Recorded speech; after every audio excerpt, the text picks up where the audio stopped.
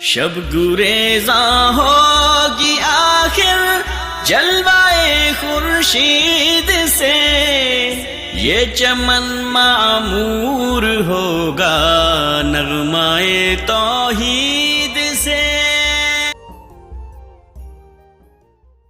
بسم اللہ الرحمن الرحیم، وسارعوا الی مغفرۃ من ربکم وجنۃ عرضها السماوات والارض اعدت للمتقین۔ معزز حاضرین، اللہ رب العالمین کا بڑا فضل و احسان ہے کہ رب العالمین نے مسلمان بنایا، اسلام کی دولت سے نوازا، رسول اللہ صلی اللہ علیہ وسلم کی امت میں جگہ دی، زندگی گزارنے کے لیے دستور العمل دیا۔ خوش نصیب ہے وہ انسان جسے نبی کریم صلی اللہ علیہ وسلم کی سنت کی اتباع اور پیروی نصیب ہو جائے۔ ہر طرح کا خیر، ساری بھلائی بس نبی کریم صلی اللہ علیہ وسلم کی سنت کی اتباع میں ہے۔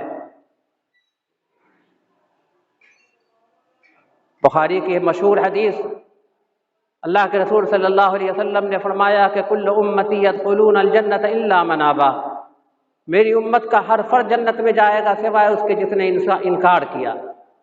صحابہ نے کہا کہ یہ انکار کرنے والے کون ہیں اللہ کے رسول صلی اللہ علیہ وسلم؟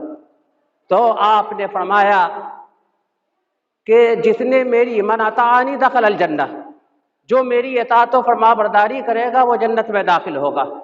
ومن عصانی فقد ابی، اور جس نے میری نافرمانی کی وہی انکار کرنے والا ہے۔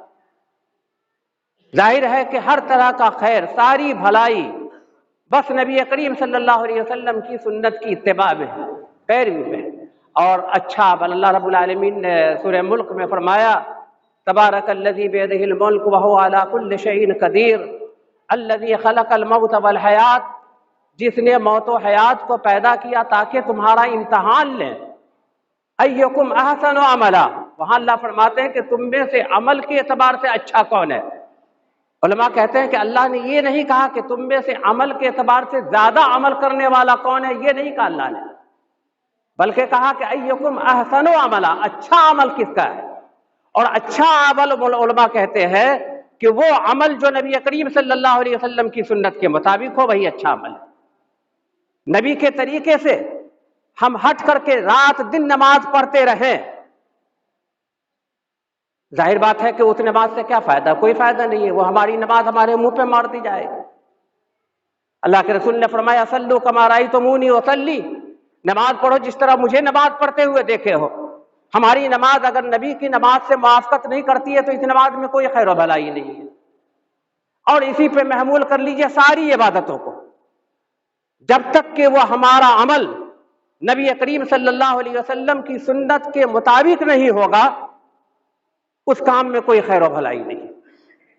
تو اس لیے اللہ رب العالمین سے یہ بھی دعا کرنی چاہیے انسان کو کہ اللہ جس عمل کی تو توفیق دے رہا ہے وہ ہمارا عمل رسول اللہ صلی اللہ علیہ وسلم کی سنت کے مطابق۔ اللہ رب العالمین کا بڑا فضل و احسان ہے، اللہ رب العالمین نے مسلمان بنایا، اسلام کی دولت سے نوازا۔ اللہ فرماتے ہیں ایک جگہ لَتُسْأَلُنَّ يَوْمَئِذٍ عَنِ النَّعِيمِ، نعمتوں کے بارے میں تم سے ضرور سوال کیا جائے گا۔ علماء کہتے ہیں کہ نعمتوں میں سب سے بڑی نعمت وہ اسلام کی نعمت ہے، اور اس کے بارے میں اللہ رب العالمین ہم سے سوال کرے گا۔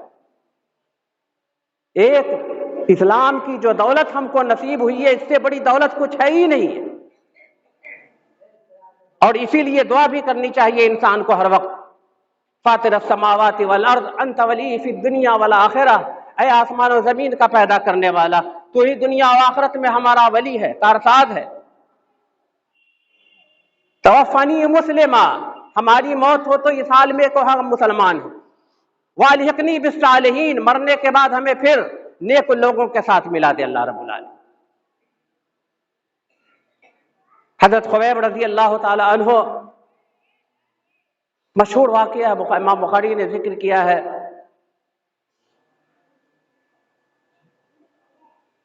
ایک موقع پہ آپ صلی اللہ علیہ وسلم نے 10 آدمیوں کی ایک جماعت کو ایک جگہ بھیجا کسی کے خبر کے لیے، تو بہرحال وہ لوگ گرفتار کر لیے گئے، اختصار کے ساتھ کہہ رہا ہوں۔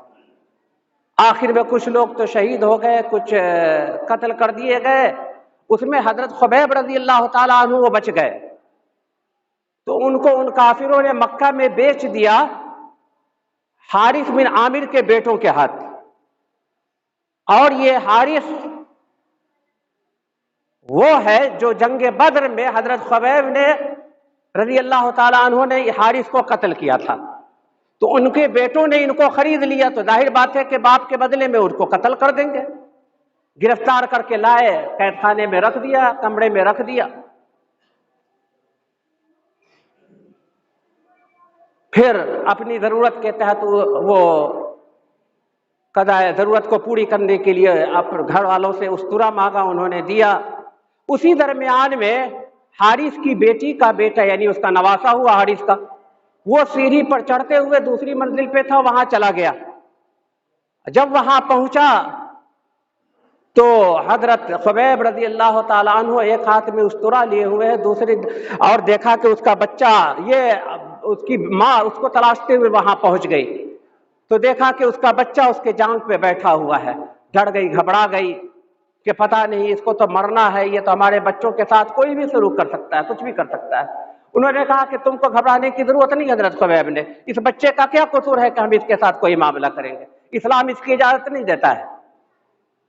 بہرحال وہ کہتی ہے، قسم کھا کے کہتی ہے کہ اللہ کی قسم میں نے دیکھا خبیب کو کہ انہ لموسکم بالحدید، لوہے کی زنجیر میں وہ جکڑا ہوا ہے، اور اس کے ہاتھ میں انگور کا گچھا ہے، اور اس انگور کے دانے کو وہ کھا رہا ہے، اور وہ انگور کا مکے میں زمانہ بھی نہیں تھا۔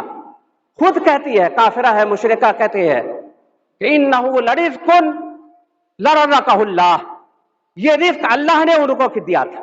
من یتق اللہ یجعل لہ مخرجا، جو اللہ سے ڈرے گا ہر تنگی سے نکلنے کا اللہ اس کو راستہ پیدا کر دے گا۔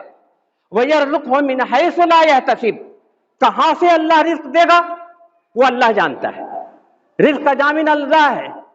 زنجیر میں جکڑا ہوا، انگور کا زمانہ نہیں ہے، اور انگور کا گچھا کون کھلا رہا ہے؟ اللہ رب العالمین کھلا رہا ہے۔ بہرحال انہوں نے کہا کہ تمہارے قتل کا وقت آ گیا ہے، ہم لوگ تم کو قتل کریں گے۔ کہا کہ ہم کو چھوڑ دو، 2 رکعت نماز پڑھنے دو، صرف نماز پڑھنے کا موقع دیا۔ نماز بڑی ہلکی نماز پڑھی، اور سلام پھیرنے کے بعد کہا کہ دیکھو جی، نماز پڑھ رہا تھا، بڑا مزہ آ رہا تھا، اچھا لگ رہا تھا، لیکن میں نے نماز کو لمبی نہیں کیا تاکہ تم لوگوں کو یہ خوشی نہ ہو کہ شاید یہ موت کے ڈر سے اپنی نماز کو لمبی کیے جا رہا ہے۔ تم کو ہم کیوں خوش ہونے کا موقع دیں گے؟ ہم تو اللہ کے راستے۔ اس موقع پہ جو اصل میں شاہد یہ ہے کہ جو اشعار کہے وہ دیکھیے کیا کہا ہے حضرت خبیب رضی اللہ تعالیٰ عنہ نے کہ لست ابالی حین اقتل مسلما علی ای ذنب کان فی اللہ مصرعی وذالک فی ذات الالہ وان یشاء یبارک علی اوصال شلب ممزعی، کہ اگر میں اللہ کے راستے میں مسلمان ہو کر کے شہید ہو رہا ہوں تو مجھے کوئی پرواہ نہیں ہے۔ یہ ہے اللہ کے راستے میں اگر میں قتل کیا جا رہا ہوں تو مجھے اس کی کوئی پرواہ نہیں۔ لست ابالی حین اقتل مسلما علی ای ذنب کان فی اللہ مصرعی وذالک فی ذات الالہ، یہ تو اللہ کی رضا اور خوشنودی کے لیے نہ یہ ہے، اور اگر اللہ تبارک و تعالیٰ چاہے تو جسم کے ہر عضو اور ہر ٹکڑے کے اوپر اللہ برکتیں نازل فرمائے۔ جب اللہ کے راستے میں یہ جان دی ہوئی اسی کی تھی، حق تو یہ ہے کہ حق ادا نہ ہوا۔ ان اللہ اشتری من المؤمنین انفسهم واموالهم بان لهم الجنہ یقاتلون فی سبیل اللہ فیقتلون ویقتلون، اللہ کا تو وعدہ ہے، مومنوں نے تو یہ اللہ سے معاملہ کر لیا ہے۔ ان صلاتی ونسکی ومحیای ومماتی للہ رب العالمین، ہمارا جینا ہمارا مرنا یہ سب اللہ رب العالمین کے لیے۔ یہ دیکھیے حضرت خبیب رضی اللہ تعالیٰ، یہی ہر ایک مسلمان کی کیفیت ہونی چاہیے کہ اللہ رب العالمین نے ہم کو جو دولت دی ہے اسلام کی، یہ سب سے بڑی دولت ہے۔ حضرت عمر فاروق کا واقعہ سنا ہے، ایک موقع پہ انہوں نے کہا نا کہ نحن قوم عزنا اللہ بالاسلام، ہم وہ قوم ہے کہ اللہ نے ہمیں اسلام کے ذریعے سے عزت دیا ہے، اور اس عزت کو ہم کسی دوسرے ذریعے سے حاصل کرنا چاہیں گے، اذلنا اللہ، اللہ ہم کو ذلیل و رسوا کر دے گا، اللہ ہم کو ذلیل و رسوا کر دے گا۔ ہم کو عزت ملی ہے اسلام کے ذریعے سے۔ حضرت خالد بن ولید رضی اللہ تعالیٰ عنہ، اسلام سے پہلے ان کی کیا حیثیت تھی؟ کوئی جاننے والا نہیں تھا، کوئی جاننے والا نہیں تھا۔ اسلام کی دولت ملتی ہے، اور دیکھیے کہ سیف من سیوف اللہ کے لقب سے ملقب ہوتے، اللہ کی تلوار، اللہ کی تلوار۔ ہمارے ایک استاد سے مدینے میں، وہاں یورپ میں رہ چکے تھے، انہوں نے کہا کہ آج بھی یورپ والے خالد بن ولید جس اسکیم، جس انداز سے وہ لڑائیاں لڑتے تھے، آج بھی وہ طرز وہی طریقہ سے ان کو پڑھایا جاتا ہے، بس نام بدل دیتے ہیں وہ لوگ۔ اتنا بڑا آدمی یہ حضرت خالد بن ولید رضی اللہ تعالیٰ عنہ، اللہ کے راستے میں، یہاں تک کہ آپ کو معلوم ہے کہ حضرت عمر فاروق رضی اللہ تعالیٰ عنہ نے اپنی خلافت کے زمانے میں ان کو معزول کر دیا۔ جس لڑائی میں شریک ہوں اس میں تو فتح اور کامیابی یقینی ہے۔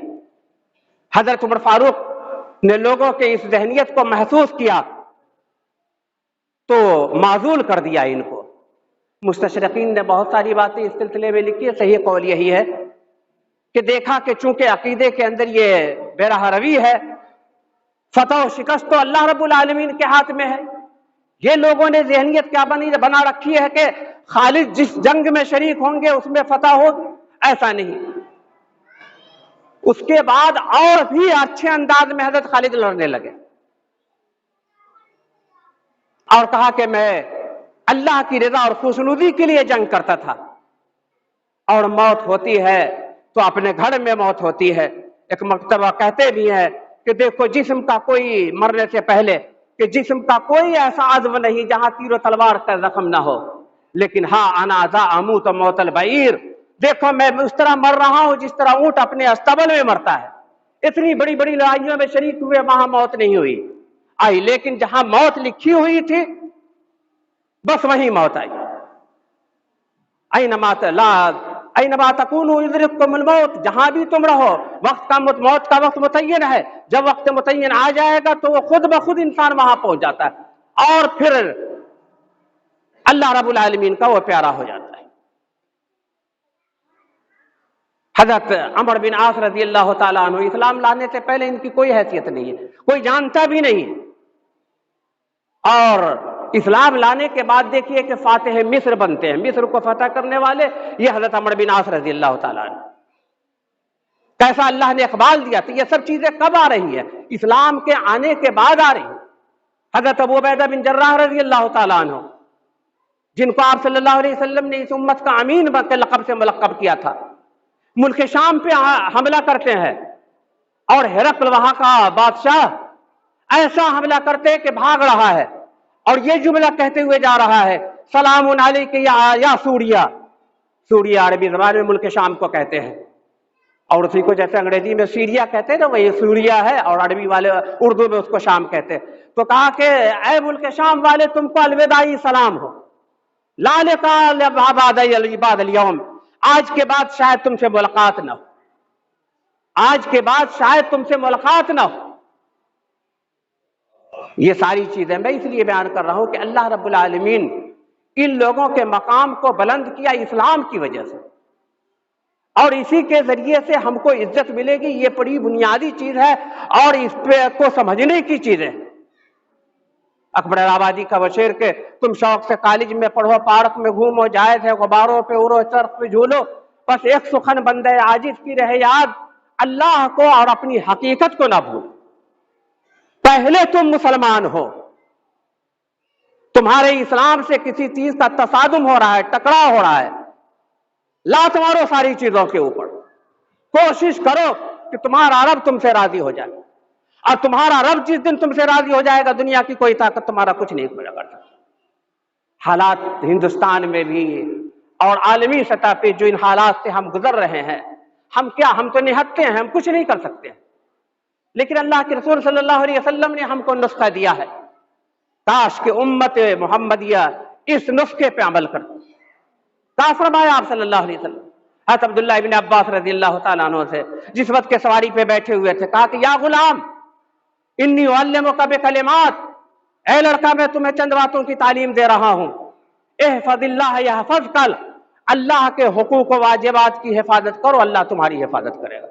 کوئی حکومت آپ کی حفاظت نہیں کرے گی، اللہ آپ کی حفاظت کرے گا. شرط یہی ہے جو اللہ کے رسول نے بیان فرمایا، احفظ اللہ یحفظک، اللہ کے حقوق کی حفاظت کرو، اللہ تمہاری حفاظت کرے گا. احفظ اللہ تجدہ تجاہک، اللہ کو واجبات و فرائض، اللہ کے احکام کی حفاظت کرو، اللہ کی مدد ہر وقت اپنے سامنے پاؤ گے. اللہ کی مدد ہر وقت اپنے سامنے پاؤ. مکے کے حالات کو دیکھیے نا، کس حالت میں تھے وہ؟ بڑے نازک حالت میں، قلیل تعداد میں تھے.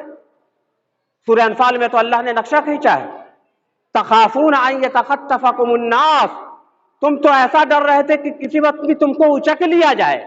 تعبیر دیکھیے اللہ رب العالمین. وہی حالات تقریباً ہندوستان میں بھی اس طرح کی، یا پورے عالم پوری دنیا میں اس طرح کی کیفیت ہے. تخافون ان لیکن بہرحال ہم مسلمانوں کو ان حالات سے گھبرانے کی ضرورت نہیں ہے. ہم اللہ کرنے تو سورہ توبہ کو پڑھیے نا، یریدون ان یطفئوا نور اللہ بافواہہم، یہ چاہتے ہیں کہ اللہ کی روشنی کو اپنے منہوں سے بجھا دیں، کبھی نہیں کر سکتے. واللہ متم نورہ ولو کرہ الکافرون، اللہ اپنی روشنی کو مکمل کر کے رہے گا، یہ جتنا نہ پسند کرے جتنا کرتے رہے. احفظ اللہ، بس ایک نسخہ یاد رکھیں، ہم اللہ کے واجبات و فرائض کی ہم حفاظت کریں، اللہ ہماری حفاظت کرے. حفاظت کے لیے ظاہر ہے کہ جس کی حفاظت اللہ رب العالمین اگر کرتا ہے تو پھر کیا ڈر ہے ہو جو ساری خدائی بھی مخالف، کیا ڈر ہے ہو جو ساری، محمد مولوی جوہر نے ایک موقع پہ کہا تھا کہ کیا ڈر ہو جو ساری خدائی بھی مخالف، کافی ہے اگر ایک خدا میرے لیے. لیکن ظاہر ہے کہ ان حالات میں اللہ سے تعاون، اللہ سے مدد کی ضرورت ہے. اور اللہ کی مدد کب آئے گی؟ جب تک کہ اللہ کے واجبات و فرائض کو، اور اللہ کے واجبات و فرائض میں سب سے اہم چیز یہ نماز ہے. نماز یہ اللہ کی کتنی اہم عبادت ہے. کلمہ توحید کے بعد دوسرا فریضہ جو سب سے پہلے عائد ہوتا ہے مسلمانوں کے اوپر وہ نماز ہے. اور صرف ایک نماز کو ہم سب لوگ اپنے نماز کے تعلق سے جائزہ لے لیں تھوڑی دیر کے لیے کہ ان نمازوں کے تعلق سے ہمارا کیا معاملہ ہے، ہمارا کیا حال ہے. قرآن کا مطالعہ کیجئے، پورے قرآن میں تقریباً آپ غور کیجئے گا تو سارے انبیاء کرام نے اپنی اپنی قوم کے لوگوں کو نماز کی حقوق کا حکم دیا، تلقین کی. اور ملت ابراہیمی میں تو اور زور دیا گیا ہے.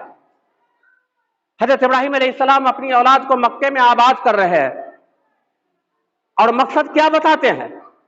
ربنا انی اسکنت من ذریتی بواد غیر ذی زرع عند بیتک المحرم ربنا لیقیموا الصلاۃ، ہم اس لیے ان کو آباد کیا ہے تاکہ یہ نماز کو قائم کریں. یہ حضرت ابراہیم علیہ السلام یہ مقصد اپنی اولاد کو آباد کرنے کا بیان کر رہے ہیں، اور خود اپنے لیے اور اپنی نسل کے لیے، اپنی اولاد کے لیے دعا کر رہے ہیں، رب اجعلنی مقیم الصلاۃ ومن ذریتی، اے اللہ مجھے بھی نماز کو قائم کرنے والا بنا دے، اور میری اولاد، میری نسل کو بھی نماز کو قائم کرنے والا بنا. اور جس اولاد کے لیے دعا کر رہے ہیں قرآن اس کے اوپر شاہد ہے. حضرت اسماعیل علیہ السلام دیکھیے، ان کے بارے میں قرآن کی شہادت ہے، کان یامر اہلہ بالصلاۃ، وہ اپنے گھر والوں کو نماز کا حکم دیتے تھے. یہ اسماعیل علیہ السلام.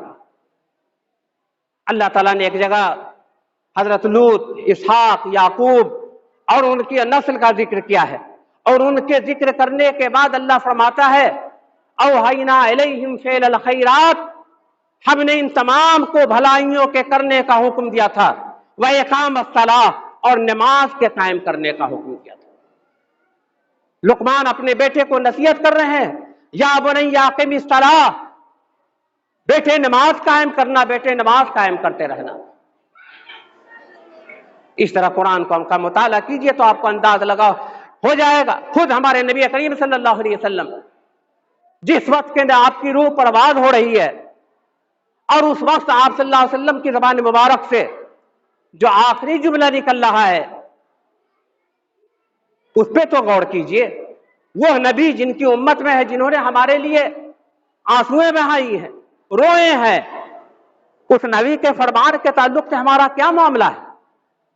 ایک مرتبہ اللہ کے رسول صلی اللہ علیہ وسلم نے حضرت ابراہیم علیہ السلام کی دعا کہ رب انہن اضللن کثیرا من الناس، ان بتوں کی وجہ سے بہت ساری گمراہیاں آئی ہیں، فمن، یہ دعا پڑھی، فمن تبعنی فانہ منی، جو میری اتباع کرے وہ ہم میں سے ہے، ومن عصانی فانک غفور رحیم، یہ دعا ہے پوری۔ اس کے بعد حضرت عیسیٰ علیہ السلام کے تعلق سے دعا کی۔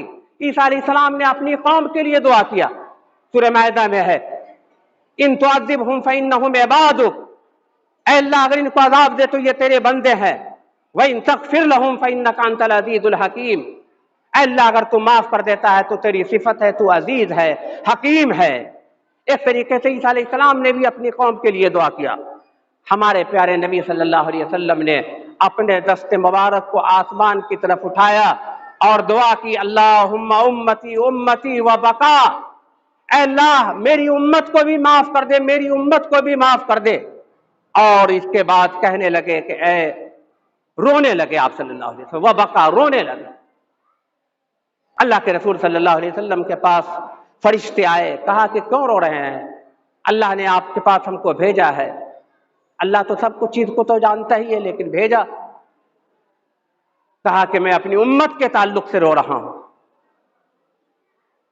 فرشتے گئے، اللہ سے کہا، پھر فرشتے کو اللہ نے بھیجا اور کہا کہ جا کے ہمارے نبی کو یہ خوشخبری سنا دو کہ ہم ان کو قیامت کے دن خوش کر دیں گے، ولا نسوءکا، ہم آپ کو کبھی غمگین نہیں کریں گے، آپ کی امت کے تعلق سے ہم آپ کو راضی کر دیں گے، یہ بشارت دی گئی۔ یہ نبی کریم صلی اللہ علیہ وسلم نے ہمارے حق میں دعا کی، اور اس نبی کا ہم کو جو حکم ہے یہ کہ کیا فرمایا، وہ آخری جملہ آپ صلی اللہ علیہ وسلم مرنے سے پہلے، اللہم امتی امتی، اے اللہ میری امت کو بھی معاف کر دے، اللہ امت کو بھی معاف کر دے۔ اور اس میں آخر حدیث میں جو ہے کہ الصلاۃ الصلاۃ وما ملکت ایمانکم، لوگوں نماز کی حفاظت کرتے رہنا، نماز کی حفاظت کرتے رہنا، اور جو تمہاری ماتحتی میں ہو ان کا خیال رکھنا۔ یہ نبی کریم صلی اللہ علیہ وسلم کا حقوق العباد کے تعلق سے، اللہ کے بندے کے تعلق سے بھی اللہ کا جو حق ہے اس کو بھی واضح کیا، اور بندے کے حقوق جو آپس میں ہیں ان میں اس کی طرف بھی آپ صلی اللہ علیہ وسلم نے رہنمائی فرمائی کہ اللہ میری امت کے لوگوں کو بھی، اور امت کو تلقین کی کہ نماز کی حفاظت کرتے رہے، نماز کر۔ اور خدا آپ صلی اللہ علیہ وسلم کا عمل کیا تھا؟ مرض الموت میں، جس بیماری میں آپ صلی اللہ علیہ وسلم کا انتقال ہوا، اس بیماری میں بھی آپ صلی اللہ علیہ وسلم دو آدمیوں کے کندھے پہ ہاتھ لگا کر کے، ٹیک لگا کر کے مسجد میں تشریف لے جاتے تھے اور وہاں نماز ادا کرتے تھے۔ یہ حال تھا آپ صلی اللہ علیہ وسلم کی نماز۔ تو باتیں بہت ہو رہی ہیں، کمی جس چیز کی ہے بھائیو وہ عمل کی کمی ہے، عمل کی کمی ہے۔ اور ظاہر بات ہے کہ کوئی قوم دنیا میں عمل سے آگے نہیں، قول سے آگے نہیں بڑھتی ہے۔ عمل یہ بڑی بنیادی چیز ہے، ہم کو اپنے اعمال کے اندر سدھار اور اصلاح لانے کی ضرورت ہے۔ جب تک ہم اپنے اعمال کے اندر اصلاح نہیں پیدا کریں گے، ظاہر ہے کہ اللہ کی مدد ہمارے ساتھ نہیں ہوگی۔ اللہ کی مدد نافرمانوں کو حاصل نہیں ہوتی ہے، نافرمانوں کو نہیں ملتی ہے اللہ کی مدد۔ اسی مناسبت سے میں نے سورہ آل عمران کی بھی وہ آیت پڑھی تھی کہ جو وہ انسان کا وقت متعین ہے، وقت قریب ہے، نہ جانے کب کس کی موت کا وقت آ جائے۔ بس اس حدیث پہ میں اپنی بات کو ختم کر رہا ہوں کہ اللہ کے رسول صلی اللہ علیہ وسلم نے فرمایا کہ القیس من دان نفسہ، عقل مند دانا وہ ہے جو اپنے نفس کا محاسبہ کرتا رہے۔ بڑی اہم حدیث ہے، القیس من دان نفسہ، عقل مند ہمارے سوسائٹی میں، ہمارے معاشرے میں کس کو کہا جاتا ہے؟ وہ آپ کا معیار ہے، آپ تو اس معیار پہ تولتے رہیے۔ لیکن ہمارے نبی نے عقل مند کس کو کہا ہے یہ دیکھیے، القیس من دان نفسہ، عقل مند وہ ہے جو اپنے نفس کا محاسبہ کرتا رہے، وعمل لما بعد الموت، اور موت کے بعد کی تیاری کرتا رہے۔ والعاجز من اتبع نفسہ ہواہا، اور بڑا عاجز ہے وہ انسان جو خواہشات نفسانی کے پیچھے پڑا رہا۔ وتمنا علی اللہ، اور اللہ کے اوپر تمنائیں اور آرزویں لگائے ہوا ہے کہ اللہ معاف کرنے والا ہے، غفار ہے، یہ سب تو ہے اللہ کی صفت، لیکن ظاہر ہے کہ اللہ اپنے فرما بردار اور نافرمانوں کو کبھی ایک صف میں کھڑا نہیں کر سکتا ہے۔ پھر ہم بڑے اخلاص کے ساتھ دعا کرتے ہیں کہ اللہ ہمیں کہنے سے زیادہ عمل کی توفیق عطا فرما، اور ہمارے ہر عمل میں اللہ اخلاص عطا فرما، اس لیے کہ اللہ مخلصین کی چیزوں کو قبول فرماتا ہے۔ آدم علیہ السلام کے دونوں بیٹے نے جو اپنی قربانی کی تھی تو سورہ مائدہ میں ہے نا، انما یتقبل اللہ من المتقین، اللہ متقیوں کی چیزوں کو قبول فرماتا ہے، مخلصین کی چیزوں کو قبول فرماتا ہے۔ اللہ ہماری عبادتوں کو قبول فرمائے، اللہ ہماری حفاظت فرمائے۔